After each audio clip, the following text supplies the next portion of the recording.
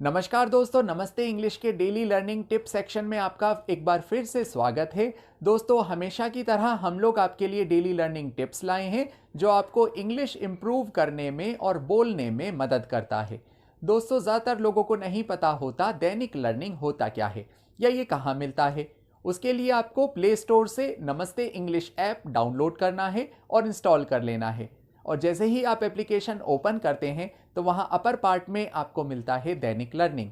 दोस्तों, उसे आपको डेली रीड करना है और उसी को लेकर हम लोग ये लेसन आपके लिए लाते हैं।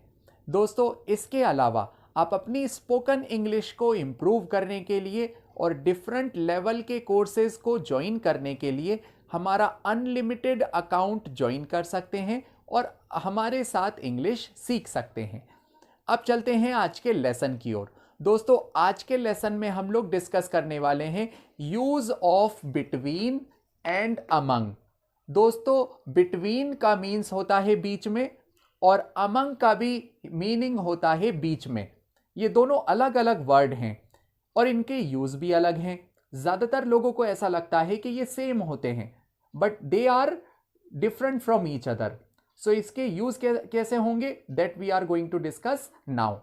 दोस्तों, between we use when we want to indicate the position. It means that something such as person और object is in the middle of two other people और अदर ऑब्जेक्ट्स। इन शॉर्ट दोस्तों, between हम use करते हैं जब कोई व्यक्ति या कोई चीज दो लोगों के या दो चीजों के बीच में हो।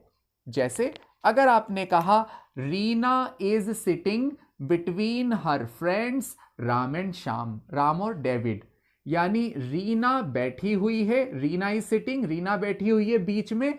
किसके बीच में बैठी हुई है? उसके दोस्तों के बीच में। और उसके दोस्त कौन से हैं? श्याम और डेविड। तो वो श्याम और डेविड के बीच में बैठी हुई है। सो here we say Reena is sitting between her friends Shyam और डेविड।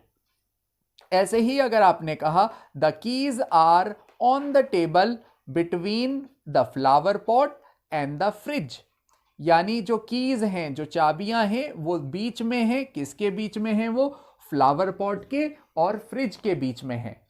तो यहां भी दो ऑप्शंस के बीच के दर्शाना हो, जब भी टू ऑप्शन के बीच में कोई चीज हो तो वहां हम लोग बिटवीन यूज करेंगे।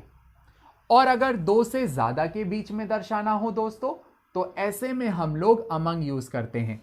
अमंग का मीन्स भी होता है बीच में, लेकिन ये यूज किया जाता है दो ऑप्शन से ज्यादा के बीच।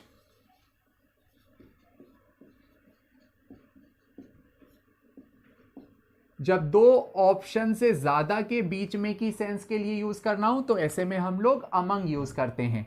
अमंग का इंग्लिश एक्सप्लेनेशन होता है मीन्स दैट अ पर्सन और a thing surrounded by a group of thing और पीपल।